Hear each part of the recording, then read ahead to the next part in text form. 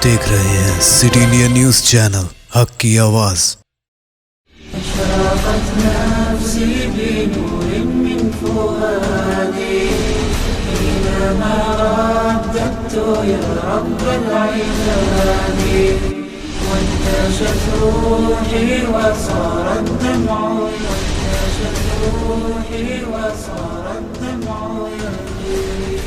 السلام علیکم ورحمۃ اللہ وبرکاتہ۔ نحمده ونصلی علی رسولہ الکریم، اما بعد فاعوذ باللہ من الشیطان الرجیم، بسم اللہ الرحمن الرحیم۔ ونجیناہ ولوطا الی الارض التي بارکنا فیہا حولہ للعالمین، صدق اللہ العظیم۔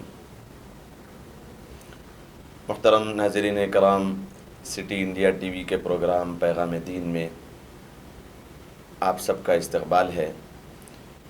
تاریخ بیت المقدس اور ملک شام کی تاریخ کی سیریز آپ کے سامنے بیان کی جا رہی ہے، جس کا یہ الحمدللہ 12واں ایپیسوڈ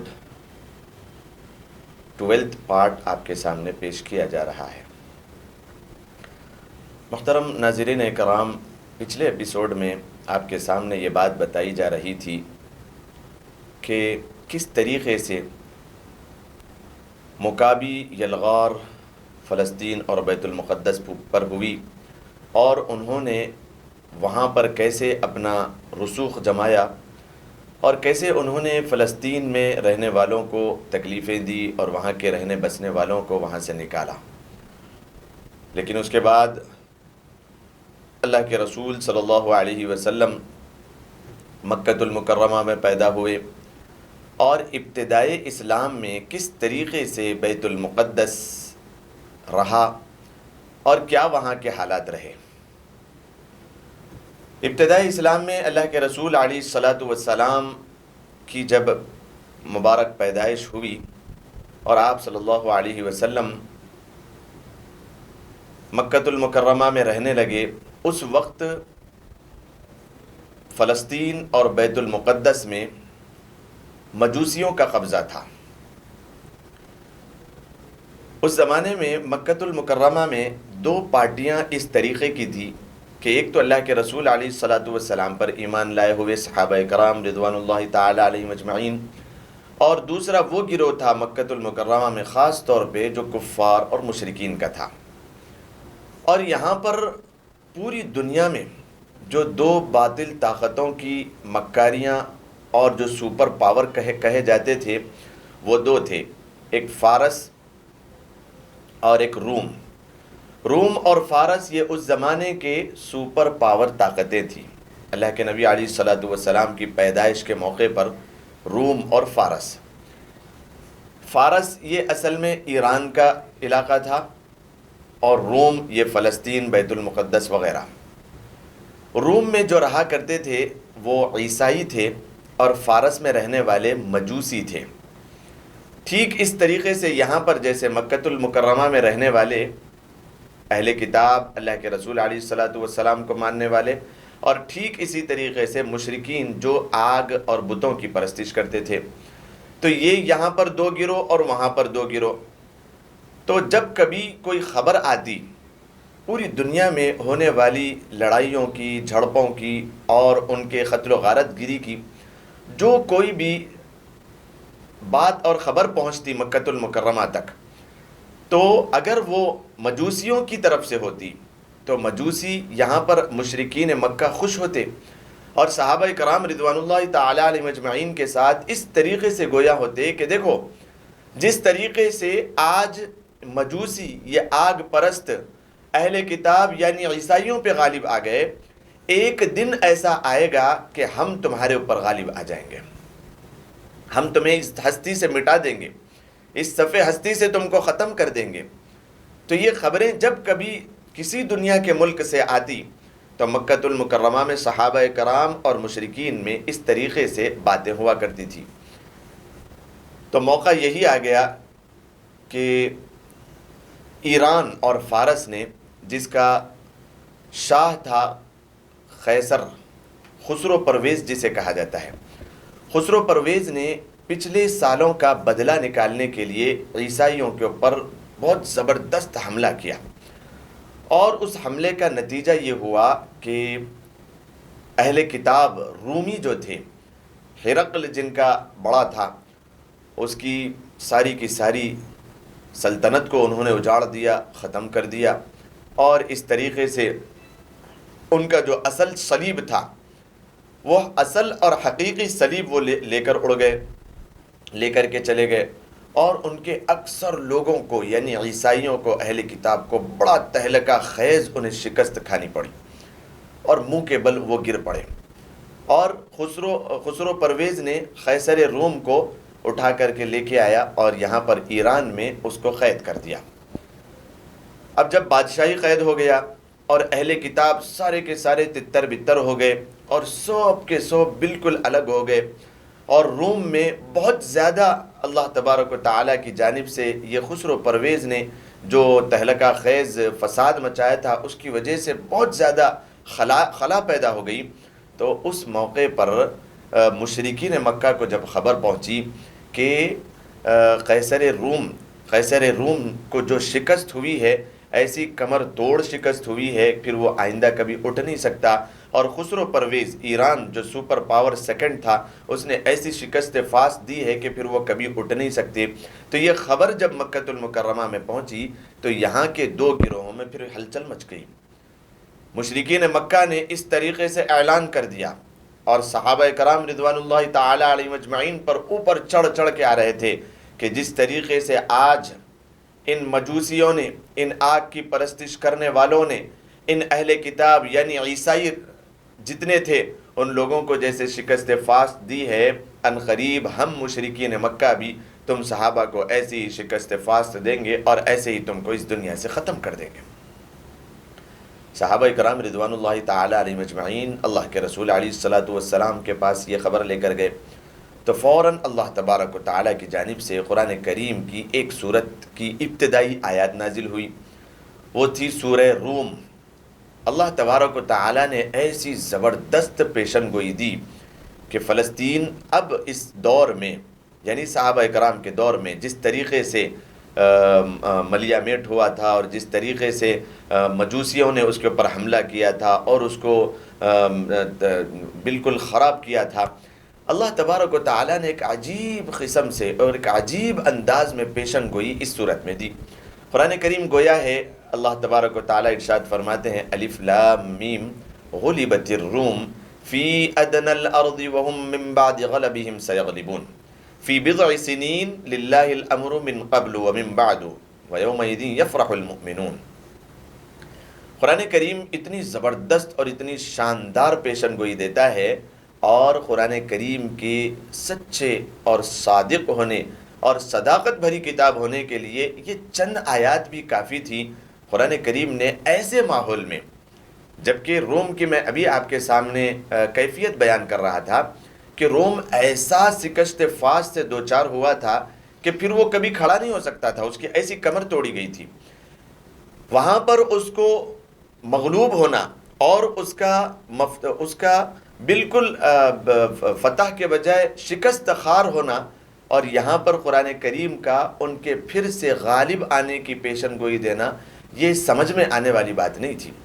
اور اتنے عرصے میں، اتنے کم قلیل مدت میں قرآن کریم فرماتا ہے فی بضع سنین، یہ ساری پیشن گوئیاں کوئی زمانے کے 100-200 سال کے بعد کی نہیں ہیں، یہ بالکل 9 سے 10 سال کے عرصے کے اندر یہ واقع ہو جائے گا۔ تو صحابہ کرام رضوان اللہ تعالی علیہم اجمعین جب ان آیتوں کو سنی، اور اللہ کے رسول علیہ الصلوۃ والسلام نے فرمایا الف لام میم غلبت الروم فی ادنی الارض وهم من بعد غلبهم سیغلبون فی بضع سنین للہ الامر من قبل ومن بعد ویومئذ یفرح المؤمنون۔ قرآن فرماتا ہے، اس کا پہلے ترجمہ ہم سن لیں کہ الف لام میم، اس کا مطلب اس کا ترجمہ تو اللہ تبارک و تعالی ہی بہتر جانتے ہیں۔ غلبت الروم، قرآن فرماتا ہے غلبت الروم، روم کے جتنے لوگ تھے وہ مغلوب ہو چکے، وہ لوگ مغلوب ہو چکے۔ غلبت الروم فی ادنی الارض، بالکل بازو کی سرزمین سے، یعنی اہل فارس خسرو پرویز نے انہیں مغلوب کیا تھا۔ غلبت الروم فی ادنی الارض وهم من بعد غلبہم سیغلبون، اور وہ ان کے مغلوب ہو جانے کے بعد ان قریب غالب آ جائیں گے. ان کے ناکام ہونے کے بعد ان قریب وہ لوگ کامیاب ہو جائیں گے. ٹھیک ہے، ناکام ہونے کے بعد کامیاب ہو جائیں گے، لیکن کتنا عرصہ لگے گا؟ 100 سال، 200 سال، 500 سال؟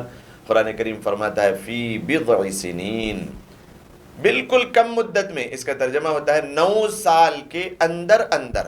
فی بضع سنین للہ الامر من قبل ومن بعد، اللہ تبارک و تعالی ہی کا فیصلہ ہے پہلے بھی اور بعد میں بھی. اب اس کا مغلوب ہونا بھی اللہ کا فیصلہ ہے، اور آگے چل کے اس کا فاتح قوم بننا بھی اللہ تبارک و تعالیٰ کا فیصلہ ہے. للہ الامر من قبل ومن بعد ویومئذ یفرح المؤمنون، اور اس دن یعنی جس دن اہل روم اور اہل کتاب کامیاب ہوں گے، اس دن مؤمنین بھی بہت زیادہ خوش ہو جائیں گے. تو یہ بات بظاہر سمجھ میں آنے والی نہیں تھی، بالکل ذہن نشین ہونے والی نہیں تھی کہ کس طریقے سے بہت جلد اتنی مدت میں کامیاب ہو جائیں گے. لیکن قرآن کہہ رہا تھا. صحابہ اکرام کو ایسا یقین اور ایسا اعتماد قرآن کریم کی آیتوں کے اوپر، جیسے ہی اللہ کے رسول علیہ الصلاۃ والسلام کے سچے دوست حضرت ابوبکر صدیق رضی اللہ تعالیٰ عنہ نے ان آیتوں کو سنا اور فوراً کفار مکہ کے پاس گئے. تو کفار مکہ نے ان کا ٹھٹا اڑانا شروع کیا اور مذاق اڑایا کہ ابوبکر، جس طریقے سے آج تمہاری قوم یعنی اہل کتاب، چونکہ اہل کتاب یہ مسلمانوں کے زیادہ قریب ہوتے تھے، وہ حضرت عیسیٰ علیہ الصلاۃ والسلام اور اللہ کو ماننے والے تھے، اللہ کے نبی عیسیٰ علیہ الصلاۃ والسلام تھے، اور وہ کتاب والے تھے، انجیل ان کے پاس تھی، اس کو وہ فالو کرتے تھے. اور یہاں پر جو مشرکین تھے، جو بتوں کو مانتے تھے، ان کا کوئی خدا نہیں تھا، وہ بتوں کو ہی خدا مانتے تھے. اور وہاں پر رہنے والے مجوسی، آگ کی پرستش کرنے والے، وہ آگ کو پوجا کرتے تھے، ان کا بھی کوئی خدا نہیں تھا. تو یہ دونوں بغیر خدا کے ایک قوم اپنے آپ کو سمجھتے تھے، قریب سمجھتے تھے. اور یہاں پر جو خدا پرست لوگ تھے، چاہے وہ اہل کتاب عیسائی ہو یا پھر اللہ کے نبی علیہ الصلاۃ والسلام کے صحابہ ہو، یہ لوگ عقیدے کے اعتبار سے تو ایک اللہ کو ماننے والے تھے. تو ان لوگوں کے درمیان میں جب وہاں پر شکست فاست اہل کتاب کو ہوئی، تو یہاں پر مشرکین نے کہا کہ تمہارے ساتھ بھی ہم ان قریب اس طریقے کا معاملہ کریں گے اور تم کو ضرور بھی ضرور شکست فاست دیں گے. تو حضرت ابوبکر صدیق رضی اللہ تعالیٰ عنہ نے کہا کہ قرآن کریم کی ایک آیت نازل ہوئی ہے، اس میں ہمارے اللہ اور اللہ کے نبی علیہ الصلاۃ والسلام فرماتے ہیں کہ یہ قرآن کریم کی آیت ہے، آپ نے سنائی. تو ان لوگوں نے بھی سمجھا اور حضرت ابوبکر صدیق رضی اللہ تعالیٰ عنہ نے بھی سمجھا، اور آپ رضی اللہ تعالیٰ عنہ نے 7 سال کا عرصہ مانگا. اور آپ نے کہا کہ ان قریب 7 سال کے اندر اندر یہ فارس اور خسرو پرویز کی جتنی حکومت ہے اس کو تار تار کرنے کے لیے روم اور قیصر روم اور ہرقل یہ بالکل کافی ہے، یہ بالکل تہس نہس کر کے رکھ دیں گے، اور یہ مغلوب ہونے والی قوم ان قریب فاتح ہو جائے گی. تو جیسے ہی یہ بات انہوں نے سنا تو ان لوگوں نے شرط لگائی کہ بھئی اگر تمہیں یقین نہیں ہے تو میں شرط لگاتا ہوں. ٹھیک ہے، شرط لگا لو. اس موقع پر اس زمانے میں شرط جائز تھی. وہ شرط کیسی لگی اور کیا وہ شرط میں قرار پایا؟ حضرت ابوبکر صدیق رضی اللہ تعالیٰ عنہ نے فرمایا کہ اگر میں اپنی بات میں ناکام ہو گیا، 7 سال میں اگر وہ لوگ کامیاب نہیں ہوئے اہل روم اور اہل کتاب، تو پھر میں تمہیں 100 اونٹ دوں گا، سرخ 100 اونٹ کی شرط لگی. اور اگر اپنی بات میں کامیاب ہو گیا تو تم مجھے اتنے ہی اونٹ دینا. تو اس طریقے سے دونوں کے درمیان، اور یہ بالکل معمولی نہیں تھی. اس زمانے میں اونٹ یعنی بہت ہی زیادہ قیمتی شے. اس زمانے کی سب سے زیادہ قیمتی شے اگر کوئی ہوتی تھی تو وہ اونٹ ہوتی تھی، اور اس میں بھی عرب کا سرخ اونٹ بہت زیادہ قیمتی ہوا کرتا تھا. تو انہوں نے جو شرط لگائی تھی 100 سرخ اونٹ کی، بہت بڑی شرط تھی. حضرت ابوبکر صدیق رضی اللہ تعالیٰ عنہ نے ان سے اس طریقے کی بات کرنے کے بعد اللہ کے رسول علیہ الصلاۃ والسلام کے پاس آئے. آپ علیہ الصلاۃ والسلام سے فرمایا کہ میں نے ان سے شرط لگائی ہے، کیونکہ اس زمانے میں شرط جائز تھی، دونوں طرفہ شرط جائز تھی. آپ نے اللہ کے رسول علیہ الصلاۃ والسلام کو فرمایا کہ میں نے 7 سال کے عرصے کی شرط ان سے لگائی ہے. تو اللہ کے نبی نے فرمایا فی بضع سنین کی تم نے 7 سال مدت سمجھی ہے؟ تو حضرت ابوبکر صدیق رضی اللہ تعالیٰ عنہ نے کہا ہاں میں نے 7 سال سمجھی ہے. آپ صلی اللہ علیہ وسلم نے فرمایا کہ نہیں، بضع سنین یہ 9 سال پر بولا جاتا ہے، اس کو بدلو جا کے. یہ 7 سال کے بجائے 9 سال اس کو کرنا ہے، تو حضرت ابوبکر صدیق رضی اللہ تعالیٰ عنہ فوراً ان کفار کے پاس گئے اور آپ رضی اللہ تعالیٰ عنہ نے کہا کہ نہیں، 7 سال نہیں بلکہ 9 سال۔ تو کفار مکہ نے کہا کہ 7 سال 9 سال تو بھول ہی جاؤ تم، یہ قرآن کریم کہہ رہا ہے، اس وجہ سے حضرت ابوبکر صدیق رضی اللہ تعالیٰ عنہ فرما رہے تھے۔ لیکن کفار مکہ تو یہ ذہن میں رکھ چکے تھے کہ 100 سال تک بھی یہ قوم اب اٹھ نہیں سکتی اور انہوں نے کوئی چیز کو فتح نہیں کرنا ہے، تو 9 سال پر بولا جاتا ہے بضع سنین۔ تو اس طریقے سے حضرت ابوبکر صدیق رضی اللہ تعالیٰ عنہ نے شرط لگائی۔ پھر اس کے بعد آگے کیا ماحول بنا اور کس طریقے سے آپ کی شرط مکمل ہوئی اور کب وہ کون سی ہجری تھی، اس میں یہ شرط مکمل ہوئی، انشاءاللہ وقفے کے بعد آپ کے سامنے پھر بیان کیا جائے گا۔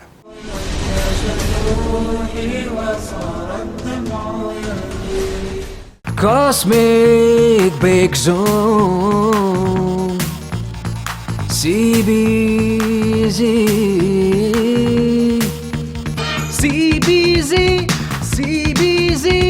number 1 ہے CBZ۔ کاسمک بیک زون، جو شہر محبوب نگر کی مشہور و معروف بیکری ہے، جو ذائقے کے لیے ہی نہیں بلکہ بچوں کو سرور پہنچانے والے ماحول کے ساتھ بڑوں کے ذائقے کا بھی خاص خیال رکھتی ہے۔ ہماری خصوصیت یہ ہے کہ زبان پر رکھتے ہی گھل جانے والے کیک، کارٹون نما کیک، اسپیشل کیک، ایگ لیس کیک یہاں پر دستیاب ہیں۔ اتنا ہی نہیں بلکہ ذائقہ سے بھرپور پیزا، برگر اور کئی اقسام کے آئس کریم اور خاص بسکٹ اور کئی ہمہ اقسام کی بیکری آئٹم اور شیر مال میٹھے کی روٹی، اصلی گھی اور میوہ جات سے بھرپور ڈرائی فروٹ کے روٹ واجبی دام پر یہاں دستیاب ہے۔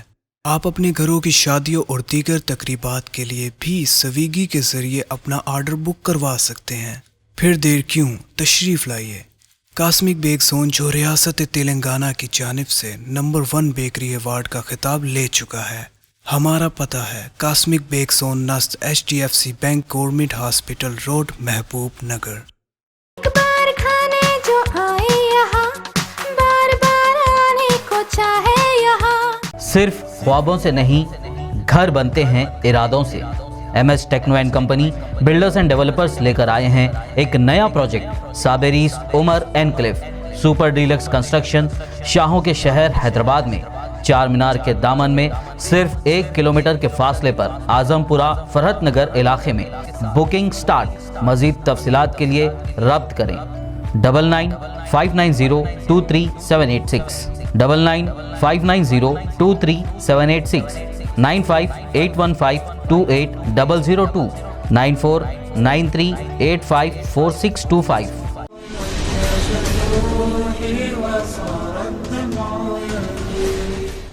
السلام علیکم ورحمۃ اللہ وبرکاتہ۔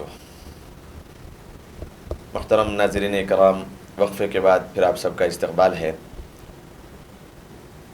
وقفے سے پہلے آپ کے سامنے فلسطین اور بیت المقدس ابتدائے اسلام میں اس عنوان سے آپ کے سامنے کچھ باتیں عرض کرنے کی سعادت حاصل کر رہا تھا۔ حضرت ابوبکر صدیق رضی اللہ تعالیٰ عنہ نے قرآن کریم کی جب ان آیتوں کو سنا تو آپ رضی اللہ تعالیٰ عنہ فوراً مشرکین مکہ کے پاس گئے اور آپ نے شرط لگائی۔ پہلے تو آپ نے 7 سال کی شرط لگائی، پھر آپ علیہ السلام کے پاس آ کر اپنا واقعہ بیان کیا۔ اللہ کے نبی علیہ السلام نے فرمایا کہ ابوبکر بضع سنین پر تم نے کیا کہا؟ تو آپ رضی اللہ تعالیٰ عنہ نے کہا کہ میں نے 7 سال کی شرط لگائی ہے۔ تو اللہ کے نبی علیہ السلام نے فرمایا کہ نہیں، بضع سنین 9 سال پر کہا جاتا ہے، تم جاؤ اور یہ 7 سال کی مدت کو 9 سال کی مدت بنا کر لاؤ۔ تو فوراً حضرت ابوبکر صدیق رضی اللہ تعالیٰ عنہ گئے اور صحابہ اکرام ساتھ تھے۔ آپ نے کفار مکہ سے اور مشرکین مکہ سے 9 سال کی متعین کر لی، اور پھر آپ جب واپس آ گئے تو یہ وہ دور تھا اللہ کے نبی علیہ السلام کی بعثت کے 5 سال کے بعد والا دور تھا۔ یہ آپ نے جو شرط لگائی تھی، اللہ کے نبی علیہ السلام کو جو بعثت ملی 40 سال کی عمر میں، اور آپ علیہ السلام کہ بعثت کے بعد یعنی آپ کے نبی بننے کے 5 سال کے بعد والا یہ واقعہ ہے جب قرآن کریم میں یہ آیت نازل ہوئی اور یہ سپر پاور روم اور فارس کے درمیان جو جھڑپیں ہوئی اور اس میں روم کو بہت زبردست شکست ہوئی اور فارس مشرکین اور اہل مجوسی یہ کامیاب ہو گئے تھے۔ اس کے کچھ وقت کے بعد یعنی 9 سال کے مکمل ہونے کے بعد اللہ کے نبی علیہ الصلاۃ والسلام جب ہجرت کر کے آپ علیہ الصلاۃ والسلام مدینہ المنورہ آ گئے۔ ہجرت آپ نے کی 13 سال مکہ المکرمہ میں آپ رہے بعثت کے بعد یعنی 53 سال کی عمر میں آپ نے ہجرت کی۔ ہجرت کے فوراً دوسرے بعد جو بدر ہوئی، بدر کے موقع پر جس دن معرکہ بدر ہوا اور اللہ کے نبی علیہ الصلاۃ والسلام کے فیصلے کے مطابق جہاں پر آپ نے وہ سرکل بنائے تھے کہ ابو جہل یہاں پر کٹ کر گرے گا اور ابو لہب یہاں پر کٹ کر مرے گا اور عتبہ یہاں پر کٹ کر گرے گا اور شیبہ کی یہاں پر موت ہوگی، اور اس طریقے سے آپ نے جس طریقے سے بتایا تھا ٹھیک اسی طریقے سے بڑے بڑے 70 کفار اور مشرکین کے سردار مارے جا چکے اور جتنے بچے تھے وہ لوگ قید ہو کر یہاں پر آ گئے۔ تو اللہ کے نبی علیہ الصلاۃ والسلام اور صحابہ کرام رضوان اللہ تعالی علیہم اجمعین نے یہ معرکہ بدر کی جب خوشیاں عین بالکل جو جوش و خروش پر تھی اور عین عروج پر تھی، اسی موقع پر 9 سال مکمل ہو رہے تھے اور یہاں پر صحابہ کرام رضوان اللہ تعالی علیہم اجمعین کے پاس خبر آئی کہ وہ اہل روم جو فارس سے مغلوب ہو چکے تھے وہ پھر سے غالب آ چکے ہیں اور بڑی زبردست انہوں نے شکست فاست دی ہے اہل کے مجوسیوں کو اور ایران والوں کو اور فارس والوں کو، اور انہوں نے بڑا زبردست فاتحانہ انداز میں وہاں پر داخلہ کیا ہے۔ تو صحابہ کرام رضوان اللہ تعالی علیہم اجمعین پہلے ہی سے خوش تھے اور ان کی خوشیوں میں بہت زیادہ اضافہ اس معنی کر ہو گیا کہ ان کے پاس ان کی چاہت کے مطابق دعائیں جس طریقے کے کرتے تھے کہ وہ اہل کتاب غالب آ جائیں، ٹھیک اسی طریقے سے اللہ تبارک و تعالیٰ نے قبول کی اور قرآن کریم کی آیت کے مطابق عین مطابق 9 سال کی مدت میں اللہ تبارک و تعالیٰ نے انہیں کامیابی عطا فرما دی۔ تو صحابہ کرام رضوان اللہ تعالیٰ علیہ مجمعین میں حد سے زیادہ خوشی مچ گئی۔ حضرت ابوبکر صدیق رضی اللہ تعالیٰ عنہ نے ان کفار مکہ کے بعد، اب یہ جو زمانہ چل رہا ہے 9 سال کے بعد، اس وقت تک شرط لگانے کے جو نقصانات ہیں وہ بھی سامنے آ چکے تھے اور اس کے ناجائز ہونے، 2 طرفہ شرط کے ناجائز ہونے کا حکم بھی نازل ہو چکا تھا۔ اب حضرت ابوبکر صدیق رضی اللہ تعالیٰ عنہ ان کفار کے پاس گئے اور 100 اونٹ اصول کر کے لائے کہ 9 سال کی میعاد میں اور 9 سال کی مدت میں جس طریقے سے قرآن کریم نے اعلان کیا تھا وہ کامیابی ہمارے قدموں میں آ چکی ہے، اب تم اپنے وعدے کے مطابق 100 اونٹ واپس کرو۔ تو 100 اونٹ ان کفار اور مشرکین نے حضرت ابوبکر صدیق رضی اللہ تعالیٰ عنہ کو دیں اور آپ علیہ الصلاۃ والسلام کی خدمت میں آپ رضی اللہ تعالیٰ عنہ جب پیش کیا تو اللہ کے نبی علیہ الصلاۃ والسلام کے مشورے کے مطابق، آپ کی رائے کے مطابق، آپ کے حکم کے مطابق ان 100 اونٹوں کو غریبوں میں تقسیم کر دیا گیا۔ ان 100 اونٹوں کو غریبوں میں تقسیم کر دیا گیا۔ یہ تھا فارس اور روم کی چھوٹا سا واقعہ کہ یہ کیسے سپر پاور تھے اور ان لوگوں کے درمیان کس طریقے سے جھڑپیں اور وغیرہ وغیرہ چلی آ رہی تھی۔ اب جب اللہ کے نبی علیہ الصلاۃ والسلام کے قرآن کریم کی ان آیتوں کے مطابق جیسے ہی یہ پیشن گوئی مکمل ہو گئی، اب فلسطین اور بیت المقدس کے سلسلے میں وہاں پر رہنے بسنے والے یہ عیسائی تھے، انہوں نے اپنا صلیب بھی واپس لے کر آئے اور یہاں پر رہنے بسنے کے دوران انہوں نے بڑی زبردست کلیسائیں وہاں پر تعمیر کروائیں اور بڑے زبردست چرچ وہاں پر انہوں نے جس طریقے سے آج بھی مشہور ہے کہ میریٹری چرچ ہے اور چرچ آف ایڈمنسٹریشن یہ بھی وہاں پر ہے اور کلیسائے نشور یہ بھی بہت بڑا چرچ ہے جو انہوں نے وہاں پر تعمیر کروائے۔ بہت سارے چرچ انہوں نے وہاں پر تعمیر کروائے۔ اللہ کے نبی علیہ الصلاۃ والسلام کا یہ زمانہ چل رہا تھا۔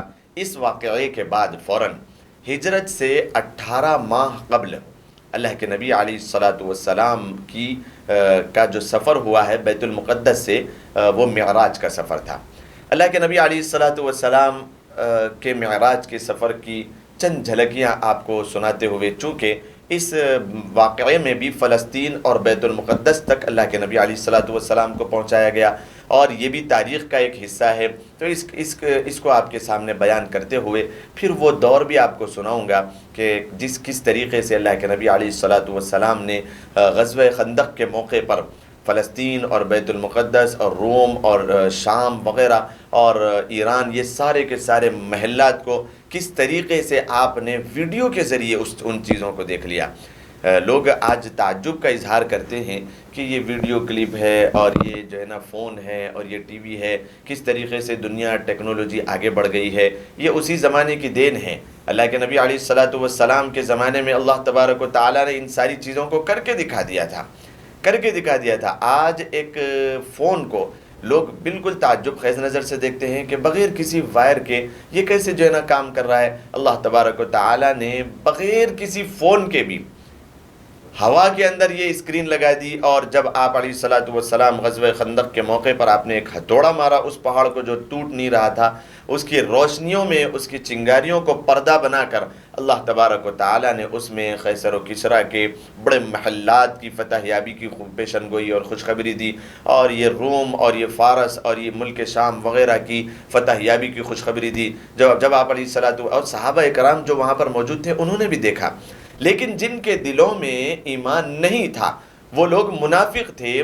مدینے میں بہت سارے منافق تھے جو اپنا ایمان ظاہر کرتے تھے مسلمانوں میں اور کفار میں جا کر کے اپنے ایمان کو چھپاتے تھے۔ ان منافقین نے اللہ کے نبی علیہ الصلوۃ والسلام کی اس واقعے کو دیکھا تو صحیح، لیکن ان کی آنکھوں سے یہ اچھل رہا یہ معجزہ۔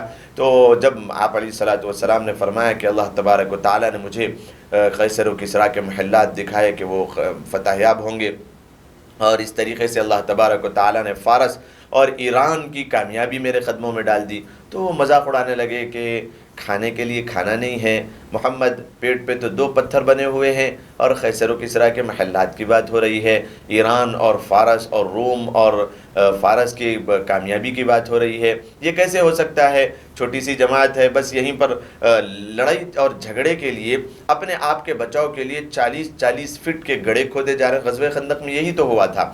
تو اس طریقے کی بات ہونے لگی، لیکن اللہ کے نبی علیہ الصلوۃ والسلام کو یہ ساری چیزیں پہلے ہی دکھا دی گئی تھی، اور ایک تصور ٹیکنالوجی کے اتنی آگے بڑھنے کے سلسلے میں اس ہوائی جہاز کو اور ایروپلین کو بھی بڑا تعجب خیز سمجھا جاتا ہے کہ یہ کیسی ایجاد ہے۔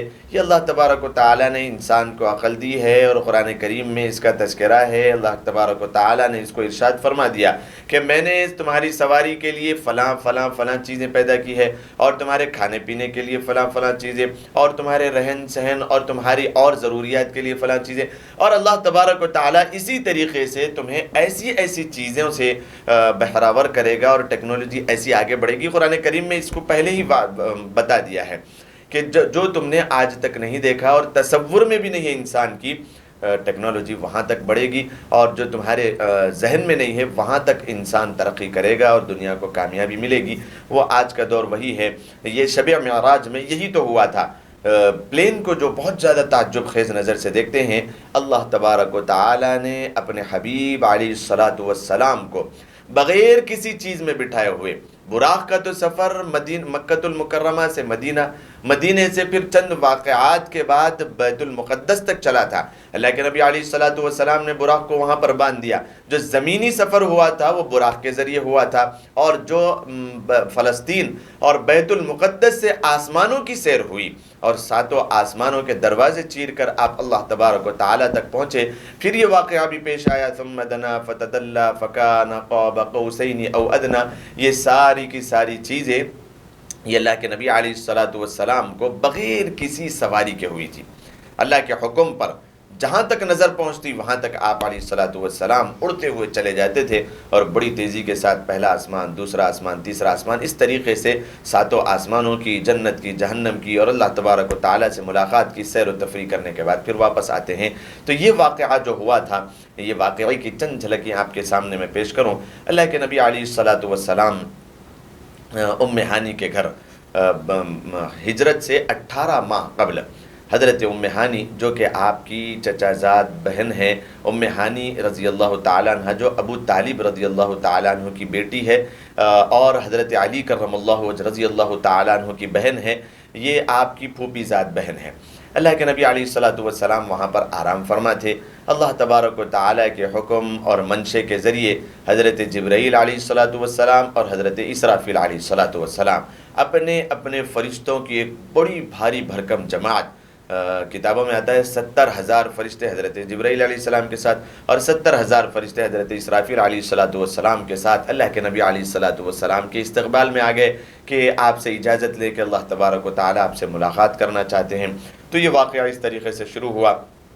حضرت ام ہانی کے گھر رضی اللہ تعالیٰ عنہ کے گھر یہاں پر پہنچے ہیں تو چھت کو چیر کر، چھت کو پھاڑ کر ٹھیک اس طریقے سے اترے ہیں۔ تو پھر آپ علیہ الصلوۃ والسلام آرام فرما رہے تھے کہ کیسے میں آپ کو جگاؤں، کیسے میں آپ کو اٹھاؤں۔ تو واقعہ اس طریقے سے لکھا ہوا ہے کہ اللہ تبارک و تعالیٰ نے حکم دیا جبرائیل علیہ الصلوۃ والسلام کو کہ جبرائیل تمہارے نورانی ہونٹ میرے حبیب علیہ الصلوۃ والسلام کے قدمین مبارک پر رکھ دو۔ اس نورانی ہونٹوں کی جو ٹھنڈک محسوس ہوگی اس سے آپ علیہ الصلوۃ والسلام اٹھ جائیں گے۔ اور یہ واقعہ اس وجہ سے بھی بتانا تھا کہ اللہ کے نبی علیہ الصلوۃ والسلام کی شان اور اللہ کے نبی علیہ الصلوۃ والسلام کی جو محتم بالشان شان اور شوکت تھی اور آپ علیہ الصلوۃ والسلام کی ہستی تھی اور آپ کی توقیر تھی اور آپ کی عظمت تھی، یہ اس واقعے سے بھی پتہ چلتی ہے۔ آپ نے آپ کو جگایا، آپ علیہ الصلوۃ والسلام اٹھے اور جبرائیل علیہ الصلوۃ والسلام نے بات بتائی کہ اللہ تبارک و تعالیٰ آپ کو بلا رہے ہیں۔ تو آپ علیہ الصلوۃ والسلام اٹھے، وہیں پر سے آپ کو فوراً لے جایا گیا مکۃ المکرمہ میں۔ مکۃ المکرمہ میں آپ نے وضو کرنے کے بعد حتیم میں 2 رکعت پڑھی اور اللہ کے نبی علیہ الصلوۃ والسلام کا اوپن ہارٹ سرجری جو سب سے پہلے دنیا میں ہوئی، وہ پہلی مرتبہ حضرت جبرائیل علیہ الصلوۃ والسلام ڈاکٹر ہیں اور اللہ کے نبی علیہ الصلوۃ والسلام ہیں، وہاں پر آپ نے آپ کے دل کو نکالا سینے سے اور پھر جو تشت اور جو پانی تو زمزم کا لیا تھا اور جو ساز و سامان جنت سے لائے تھے اس سے آپ نے کھول کر اللہ کی طرف سے نور اور حکمت کا اور علم وہ سارا کا سارا بھر دیا۔ اس کے بعد پھر اس کو بند کر کے سینے میں رکھ دیا، وہ ایسا ہو گیا جیسا کچھ یہاں پر ہوا نہیں، سینے کو آپ نے ویسے ہی برابر کر دیا۔ پھر آپ کو لے کر کے سب سے پہلے چلے ہیں مدینہ المنورہ۔ واپس چلتے چلتے جب اوپر سے جا رہے تھے اللہ کے نبی علیہ الصلوۃ والسلام کو بتایا گیا کہ اللہ کے رسول صلی اللہ علیہ وسلم چند ماہ بعد یعنی 18 مہینے پہلے معراج کا واقعہ پیش آیا اور فوراً 18 مہینے کے بعد آپ کو ہجرت کرنا ہے مدینہ المنورہ کی طرف۔ تو آپ کو بتایا گیا، جبرائیل علیہ الصلوۃ والسلام نے بتایا کہ یہ یثرب ہے مدینہ المنورہ۔ تو اللہ کے نبی علیہ الصلوۃ والسلام یہاں پر آپ 2 رکعت پڑھ لیں، تو آپ علیہ الصلوۃ والسلام اترے، آپ نے 2 رکعت وہاں پر ادا کی۔ اس طریقے سے سفر جاری رہا۔ انشاءاللہ آئندہ ایپیسوڈ میں اور اگلے ایپیسوڈ میں اس کی تفصیل آپ کے سامنے بتائی جائے گی۔ والسلام علیکم ورحمۃ اللہ وبرکاتہ۔ أشرقت نفسي بنور من فؤادي حينما رددت يا رب العباد، وانتشت روحي وصار الدمع، وانتشت روحي وصار الدمع